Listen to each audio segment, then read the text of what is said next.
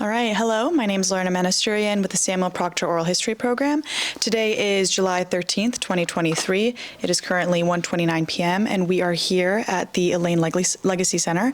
I'm joined by Asha, Clarke, and our lovely narrator, Faye Duncan Daniel. Could you please introduce yourself and could you spell your full name as well, please? Okay, my name is Faye Duncan Daniel. Spell Faye, F-A-Y-E, Duncan, D-U-N-C-A-N, hyphen D-A-N-I-E-L. Perfect, thank you. And could you introduce yourself, tell us a little bit about who you are, what you do, where you're from? Okay, I was born in a place called Asha, Arkansas, which is actually 10 miles south of here, which no longer exists. It was a plantation in the 40s for growing cotton. My parents were married at a young age and they moved there, and then they had 12 children. So I grew up down at Asha, Arkansas. I went to Asha Elementary School. I was bused 20 miles to Elaine High School, Industrial High School for black children, and then to the Lakeview High School, where I attended high school. And I grew up, I wanted to go to college desperately, but my parents were impoverished, and I knew that they could not send me to college. So when I got to Lakeview, well, let me just back up a little bit. Every year as children in the field, we only went to school from from November to May, because we worked in the fields the rest of the time. So normally I was a bright student, I can say that unequivocally. Normally I could catch up with the students who had been there all year long. If I started in November, I would just catch right up to where they were. But when I got to 10th grade, they were doing trigonometry and speaking French, and I knew I could never catch up. So I sort of waded through the 10th grade, and I was behind, and that was a source of embarrassment for me, because my only pride was I was an A student. I was never an attractive girl, at least I didn't think I was. So my only claim to fame was being able to be an A student. So once I lost that distinction, I asked my parents if I could go live with my father's mother, who lived in another little town across the White River, which was about 120 miles away.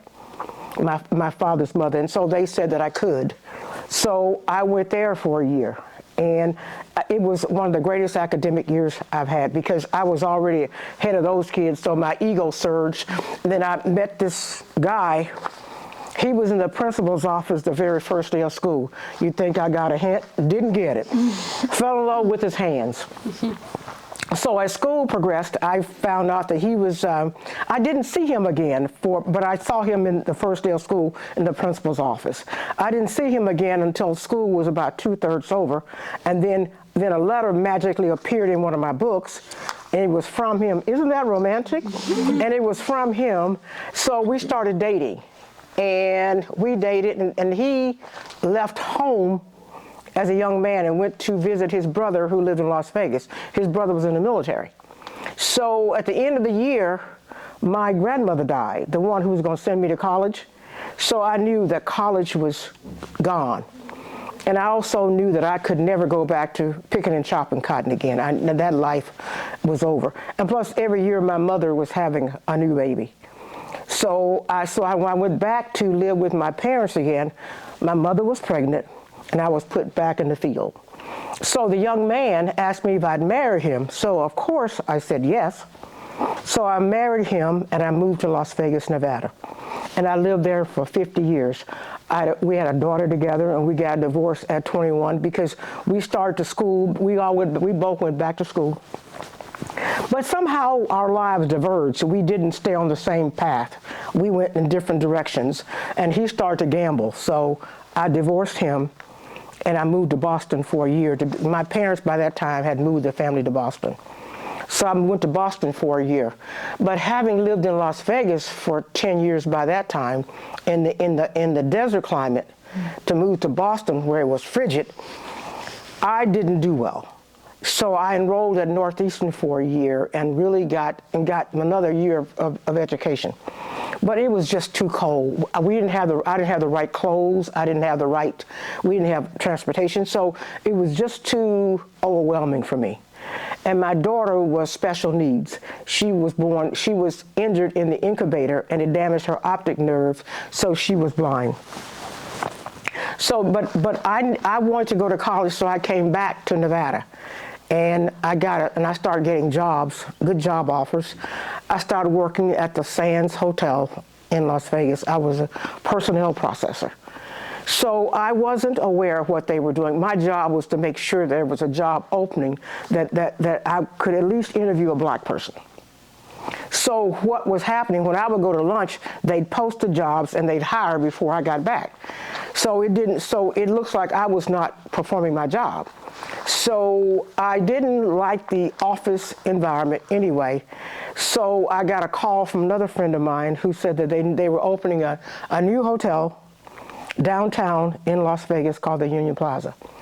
And they needed reservation clerks. Just go in and see this woman. So I went in, sure enough, and there was this tall, beautiful blonde named Claire. And Claire was just the talker. She was just a toast of the office. So she walked back and forth, and she kept looking around, and I didn't know what was going on.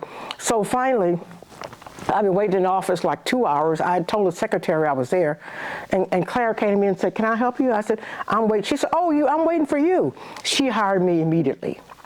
So I started off at the Union Plaza in room reservations, and because I worked hard and had to have a job, I soon became hotel manager. And through that, I was attending school full time. But every year, I would change major, I would change my degree. I just changed everything, so I never really got a complete feel of training. But I just had, my education was varied, so finally at the end of my school year, which never really ended, I kept going to school until 1990. I just got a certificate of completion. Because I never had the money to pay for a degree. When I had the money to pay for a degree, I'd take a trip to Africa or Europe, I'd go someplace else. And then by the time I got the degree, I didn't need it anymore. I was fully capable of managing any job that I got. So I went through various managerial jobs. And then finally in 1988, they changed hotel managers, owners rather. So we were all fired. I was too. I was the first one fired. So they said, but in the meantime, I designed two systems, computer systems for the hotel that took in the reservations and the checkout and the check-in, because that was my primary responsibility as manager.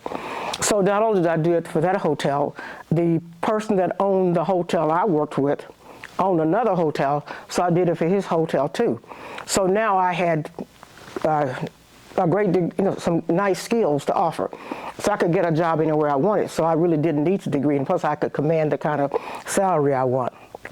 And my daughter by now was managing, because she was, fortunately, because I was always going to school and working, she was independent.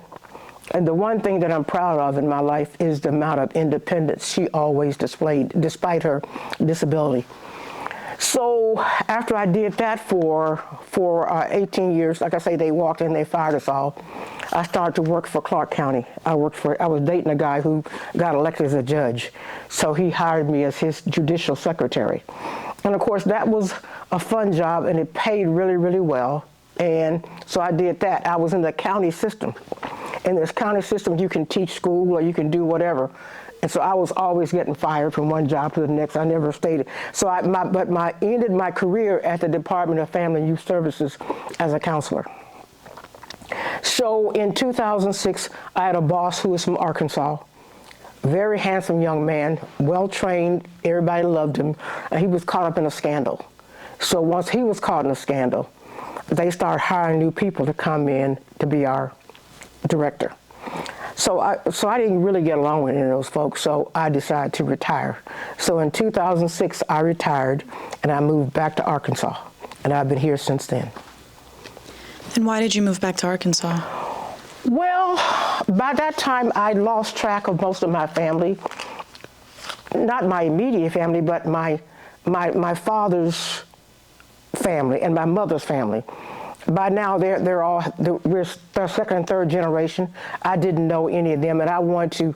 My grandmother died, and her house was always where we went to be together. And since she was gone, there was no place for us to be together in Arkansas. And that was very important to me, that being together. So that's why I moved back to Arkansas. And plus, it was home, and I missed it, and I didn't realize how much I really loved it until I got back. And in the decades since you had been in Arkansas, once you returned, what were some of the first changes that you noticed in your community? I always visited, but, to be perfectly honest, I don't know that I guess the only thing I would notice is that people were getting along a whole lot better. But they always seem to have, and so I wondered, why couldn't we have done this all along? What had happened? The Supreme Court says it's okay now, so now everybody's like treating everybody with dignity and respect.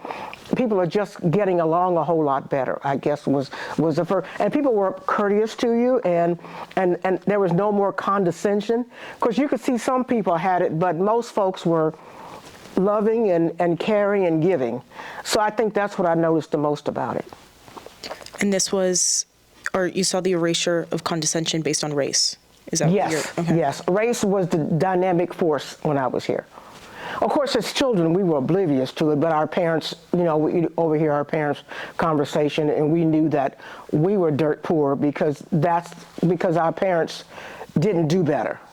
And we knew that our father was an athlete, and he could not get certain contracts because he was black. So we were aware of the dividing lines and how it impacted us economically. And speaking of your father and your upbringing, who owned the plantation where your family raised you, where you and your siblings grew up? It started with a woman that I remember. Her name was Mary Martin, and she owned quite a bit of property, and her husband died.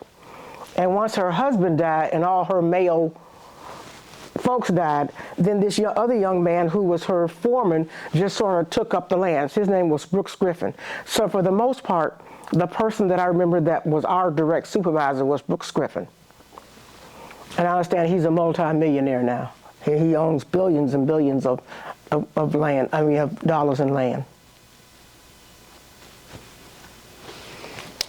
Another change I'd be interested to hear you speak about is differences in maybe water access from the time when you lived here full time to when you returned, and what water access looks like in your home now. Well, water, I'm involved with the water project now, so I'm aware of the impact water has on people's lives here in the South, and it's really dynamic. But personally, we're not having any water problems. Although I don't drink the water here. I left Nevada. Nevada has the same kind of system. I didn't drink water in Nevada either, so it was not a great move for me to start drinking bottled water. So for the last 50 years, I've drank bottled water. But I do know that, and as I've become aware, working with the various agencies in Phillips County, I am becoming aware of the scarcity of water, not only in Phillips County, but on a universal level. I watched a documentary night before last on water and on an Earth scale. And not only have we depleted the drinking water in Arkansas and the United States, on the world level, the water, we're down to a small percentage of the water is available for drinking water. I think it went from something like 10% of it to now it's down to 2%. And that 10%, for the most part, is polluted with chemicals and human waste and whatever else pollutants. But there's a silver lining, as always. In this one town they highlighted was in India, where they built a car manufacturing plant. And the population went from 4,000 people to 8,000 people. And they literally drank every drop of water in the town. And they couldn't get any more water. And then there are a lot of places in the world where water is scarce. But in America, fortunately, was the silver lining of this YouTube presentation. Off the coast of Maine, they found another underground aquifer. It's under 4 or 5 layers of earth, aquifers. So it looks like in America we'll have good, clean drinking water for a long time. And then the second part of that is salination. It's taking the salt out of water, but it's a very, very expensive process. So they have it like in wealthier places, like California has a major desalination plant. But I think it costs $1 billion to desalinate water for 300,000 people. So right now the cost ratio is not effective. But obviously with human ingenuity, we'll soon overcome that. So, but I do know that in Phillips County there's often boil water orders, and that the aquifers in Phillips County were at critical mass. And was this always the case? No. As to be perfectly honest with you, as a child, we never considered water. Water was always just water. I mean, you never even gave water a second thought. We had water out in pumps. I know you guys don't know what a pump is, but a pump is like an old-fashioned device it's pushed into the ground, and you pour water into it, and you pump it for a little bit, and water comes out. And if you never had a glass of pumped water, you've never really tasted water. Oh, it's just perfect, just perfect. So that's the one thing that I do miss about coming back, is not having that good pumped water.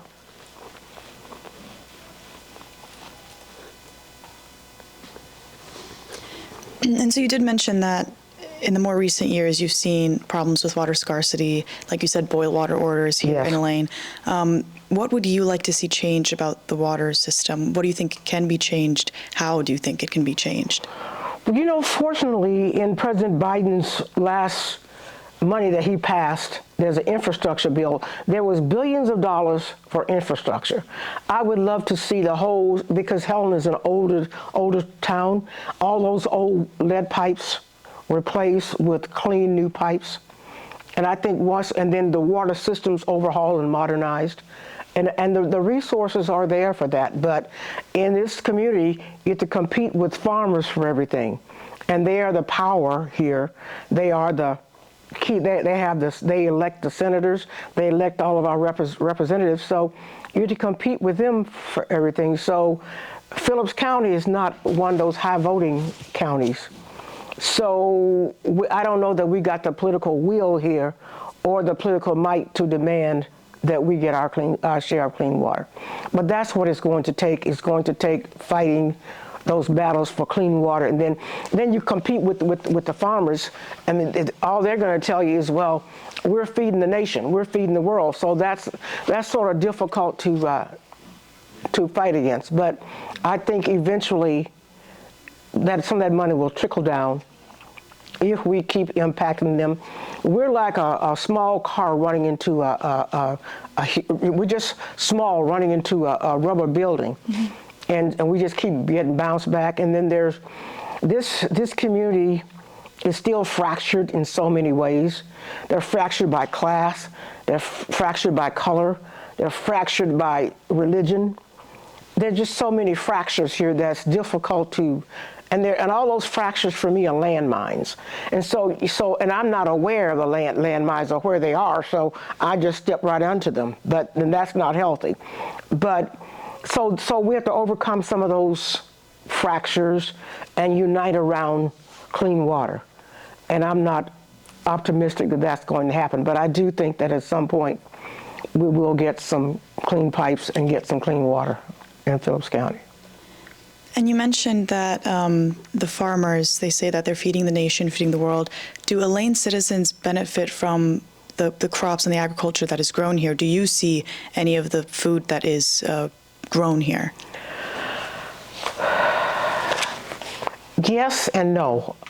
Most of the food and this is a generational prejudice of mine, most of the food that's grown here is corn. Corn is pretty much the biggest crop, and soybeans and cotton. So now cotton is probably the number one crop here, and it's not edible. Corn is, but corn is sold on the open market for ethanol or for other reasons, sugar and whatever else, and the soybeans the same thing. So people here do have small crops and small farms that they grow food. But most people in this part of the country don't want grown food.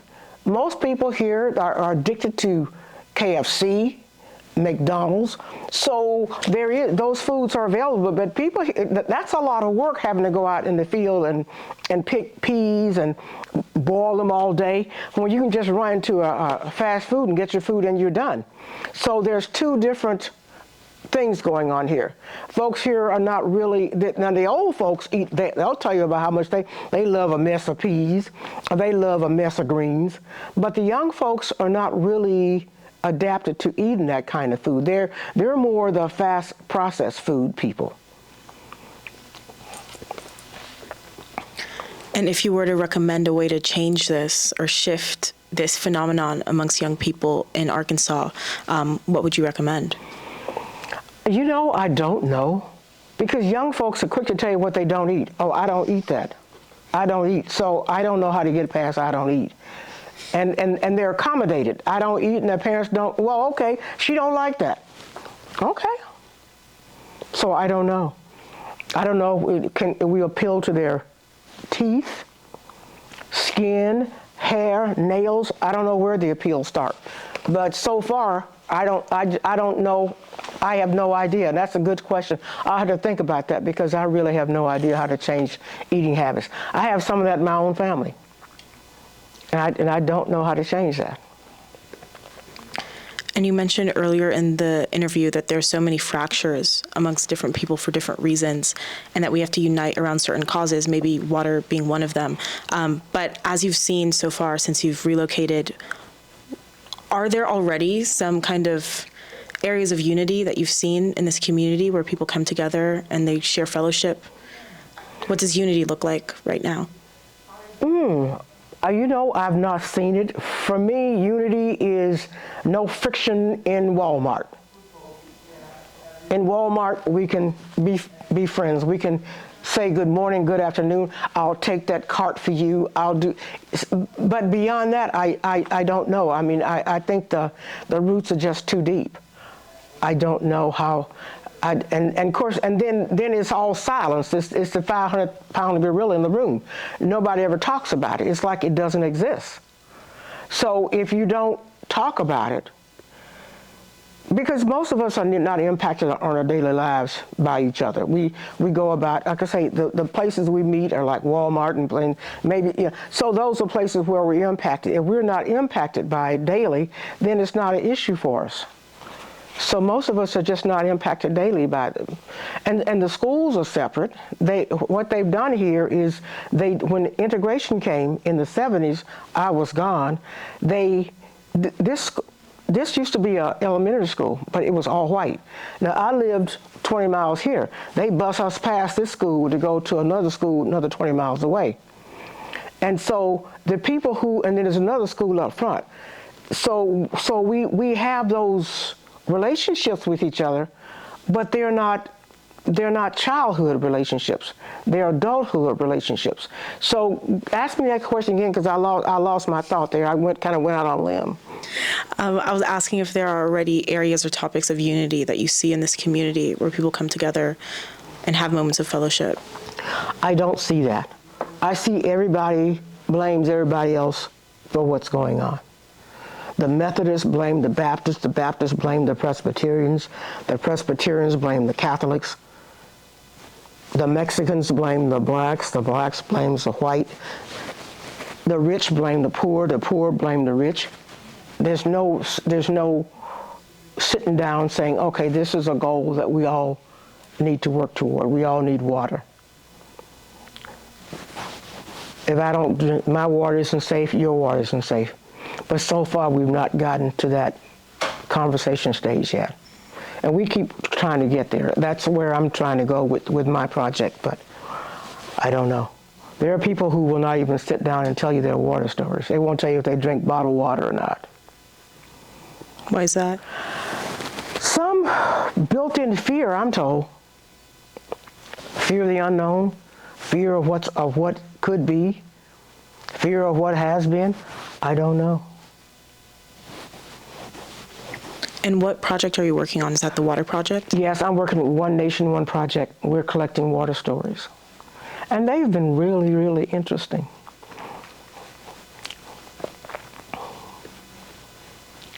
Any stories that stick out? There are some, because what we're doing with the stories, we're taking the stories and making them musical productions or artistic productions. So our approach to the community is through art, because art has a way of disarming everybody. So one of our first arts project was combining the rivers with gospel music, where that was non-threatening, and it was both educational in terms of preserving the Gospels and educating people about the rivers that run through Phillips County. So we're trying the artistic approach. And through these art projects, and also just through speaking with people, letting them feel comfortable and vulnerable enough to talk about the water situation, have you seen positive impacts in communities that struggle with water scarcity and water problems? I wish I could say yes, but I can't. When you sit down with people and you engage them in conversation about water, you get all this enthusiasm. Most of them have the same response. You need water. I mean, the obvious. You need water to brush your teeth, to bathe. We gotta have water. And so you say, okay, so what are you willing to do to get clean water? The conversation stops. You're at the end of the conversation. Nobody knows. What you willing to, and then some folks will say, oh, let's go protest. Protest? Isn't that kind of dated? But so people don't know what to do, and those who do are doing something else. What are they doing? They're fighting for get the chemicals out of the air, to get the chemicals out of the land, to get the chemicals out of the food. So there's various projects going on around environmental justice. Or they're getting rights, animal rights, the rights for weather. What is that? We have all of our weather. So climate change. So our fight for clean water is like the climate change fight. So you know how long that's been going. So that's the part that makes me kind of cynical, because as much as we could see the ice browning, we know ice is not traditionally brown, and as we could see the rivers nasty, people still did not believe that the environment was being impacted by human beings. So it's the same thing with water. That fight is no different. So if you struggle to see members of the community, wanting to really help do something about the water problem, then what do you hope to achieve in working with One Nation, One Project and doing these artistic representations of water scarcity? Well, we hope to at least raise the consciousness.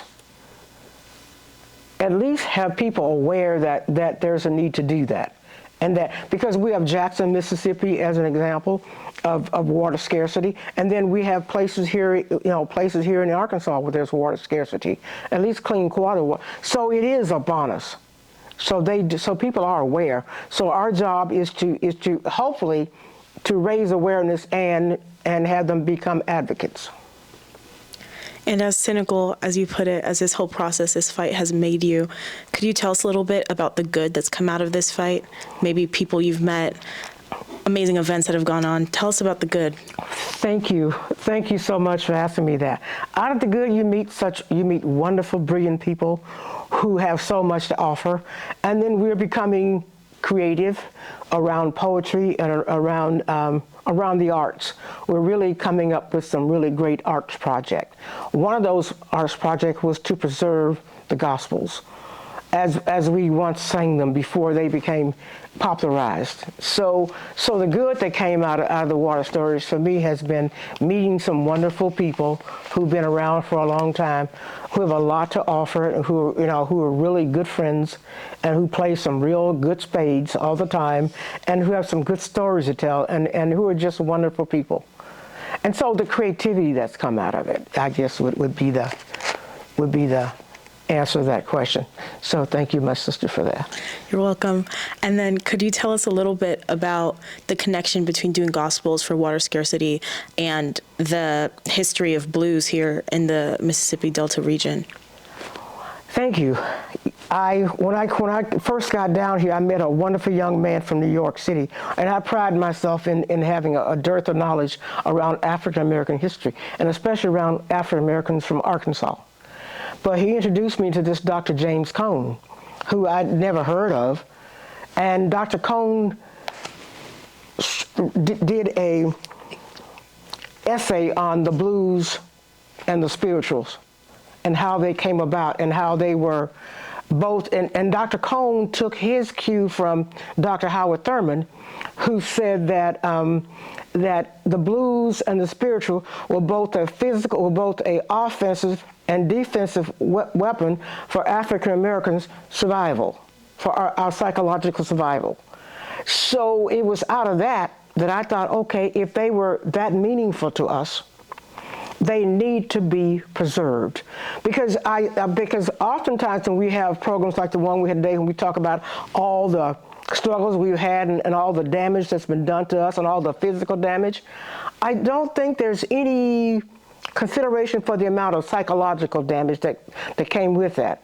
And then how do we process that psychological damage? We process that through the spirituals and the blues. So I think we all need to hang on to that, because we need to, our mental health is critical, and we need to maintain that. So I hope that answers that question. Absolutely does. All right, thank you. And then how have you maintained your mental health throughout this? My son that I adopted is a therapist. So every day we have these long conversations, and he keeps me laughing about everything. So the whole thing is to stay well, take care of yourself, and always find something to laugh about. And then love somebody unconditionally, and have somebody love you unconditionally. And then, love somebody unconditionally, and have them love you unconditionally, and know it. Not a dog, a person. A person, yeah. Find love, because that will be what sustains you no matter what. Find love, unconditional love. Somebody, no matter what you do, this person's going to love you. Usually it's a sister or brother or somebody that you've, and you have to sometimes be able to overlook their little shortcomings, but that's love too. And then always read, I always read, and I always try to keep myself enriched through good music and good friends and good books.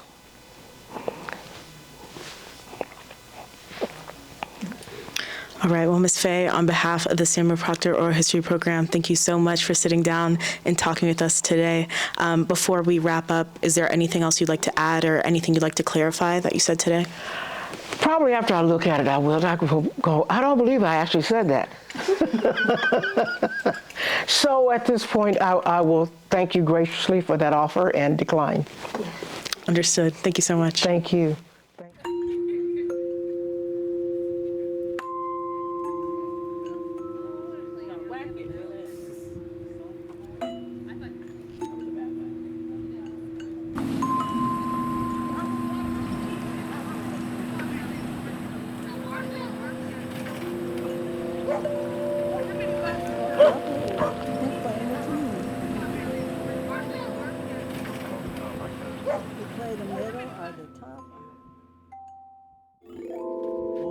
That was nice.